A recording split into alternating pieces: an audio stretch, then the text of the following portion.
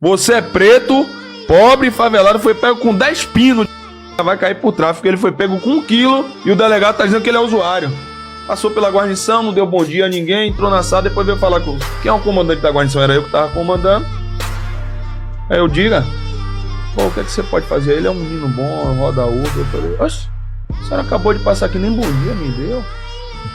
Agora tá me pedindo com a boca mesmo de megafone. Agora a senhora tá me pedindo pra fazer o quê? Eu não tô entendendo, doutora. Aí eu olhei assim, tinha um neguinho, pobre, com 10 pinos, que tava caindo por tráfico. Já estavam dando pra ele esperar a audiência de custódia. Eu falei, tá vendo você, filho? Falei pra ele, você é preto, pobre, favelado, foi pego com 10 pinos. Ainda vai cair por tráfico. Ele foi pego com 1 quilo e o delegado tá dizendo que ele é usuário.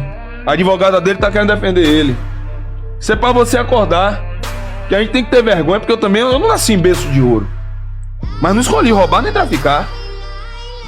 Então assim, quando você se bater com a polícia na rua, dizer assim, foi porque eu tive dificuldade não precisa de desculpa não, velho. Você olha, eu falei pra ele, você olha isso aqui que tá acontecendo aqui, ó.